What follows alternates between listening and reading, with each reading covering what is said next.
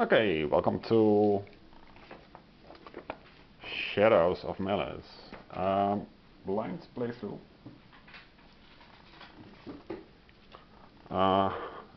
We are setting up the map, generated this cute little world that we could zoom in if we wanted, because why not? So one of the last steps is you have this stuff. You have an oval which should start somewhere, I don't know yet, and you draw one mastery. Masteries, I haven't shuffled them yet. I have to shuffle every deck. So let's just take a mastery.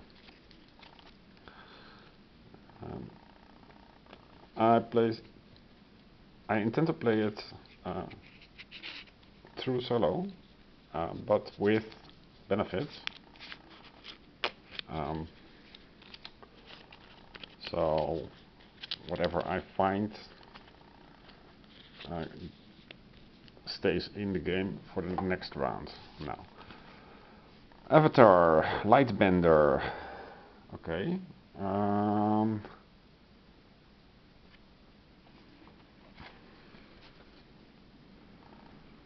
So I am a Lightbender.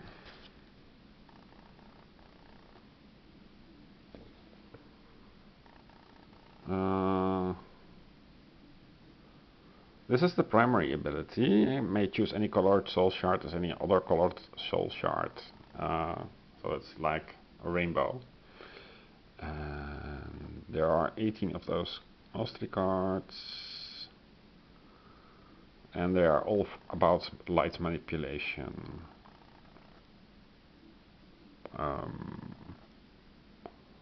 The secondary ability, the bottom thing, can only be activated by spending soul shards. Any soul shard, I think.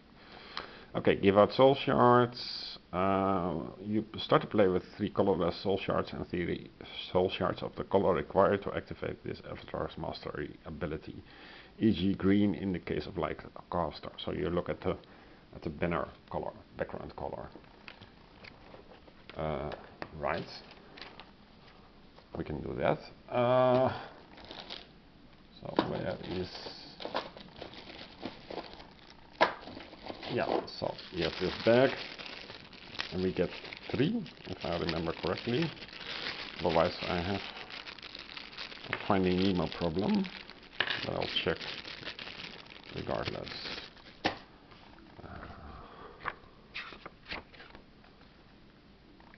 3, yeah, 3 of the color. Give out starting treasure, optional. No, you can do without. Set out the troves. Shuffle the decks of cards and place them in locations convenient for play. These are the troves. There is a trove for ability, fate, mastery, potions, and treasure. Anytime a player is required to return a card to a trove, the player places the card on the bottom of the trove. Yeah, that's why I wrote this card on the bottom part of the paper wrapper tray, wrapper paper thing.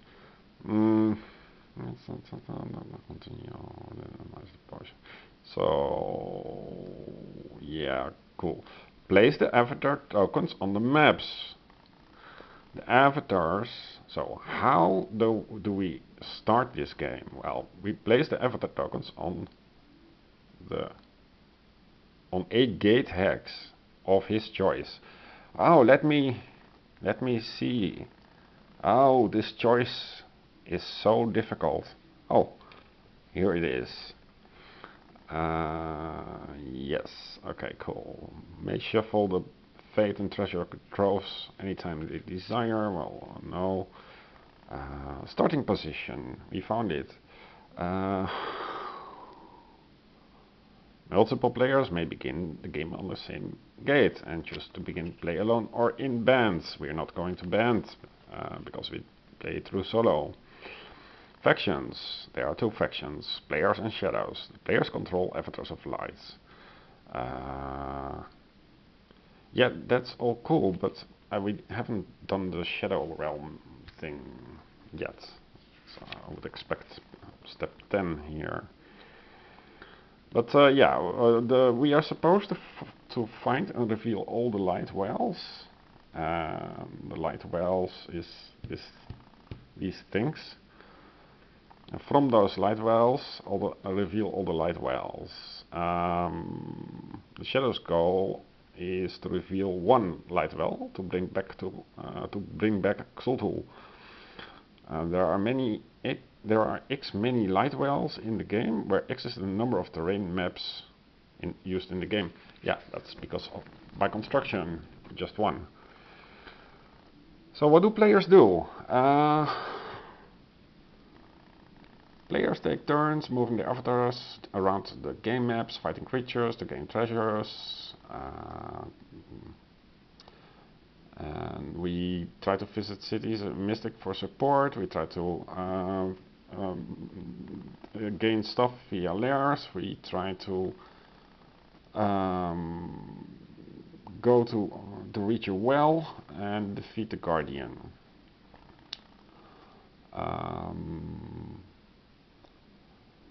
Shadows of Malice is turn-based. So every turn is player's turn first and Shadow's turn. Cool. And during the player's turn, all players have a round in which they may have their avatar move and perform one action. Performing an action ends the player's round, so all desired movement must be completed prior to performing an action. And actions include engaging in combat, using the services of cities and mystics. And then the round part of combat is split up into phases until one combatant flees or defeats the other. Okay. Recommended approach. The wells are located in strongholds scattered throughout Ethos, so the avatars will have to move across the terrain maps to get to them. The guardians that defend the wells are very tough, and the avatars will not be able to defeat them without soul shards, potions, and treasure items. The avatar's general approach should be reveal the cities and mystics so they can be used as resources. But I already flipped the mystics and the cities. Should I not do that then? Let's see. No.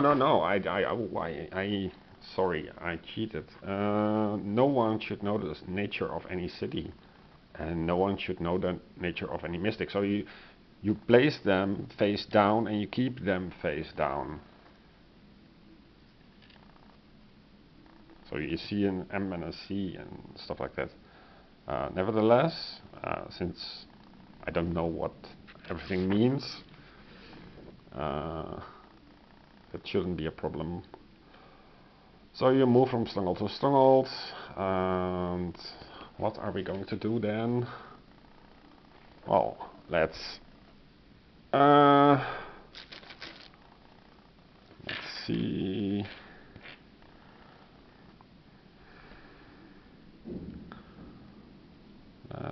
So there's a storm raging outside. Let's go to the Mystic then. See how that works, because it's nearby.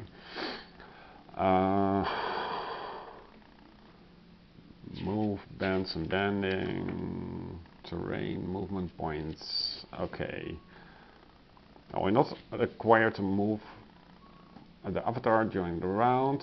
Player choosing to move the avatar rolls 2 differentiable dice, 1 black, 1 white, with 1 die designated prior to the roll to be the movement die. Let's say white is movement die. The number rolled on the movement die is the player's movement roll. And for example, the player rolling a movement roll, an MR,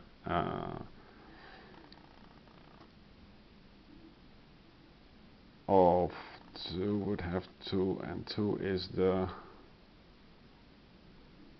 the MP. So here you see that we go from a mountain thing to a hill thing.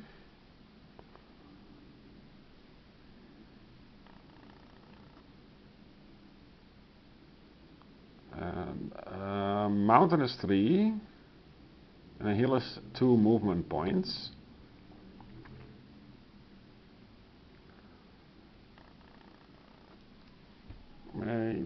No, movement.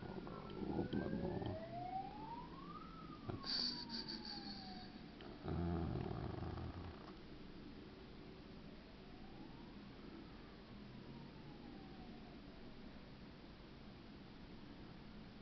to enter. Okay, so from a mountain to a hill costs 2 movement points because there's the MP to enter hex hill, and the mystic is on a hill. So this would be a movement. The movement MP? What is it? A movement point. So it costs 2 movement points.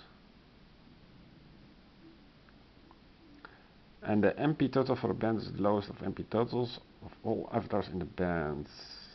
The MP cost to enter a hex is determined by its terrain. Avatar may not move into a hex if it has insufficient MP. But how much MP to pay the entry costs? I'm not entirely sure how this works. You add 2 to your MR. So the MP is 4. Regardless. Oh, maybe it is that the 2 plus MR has to be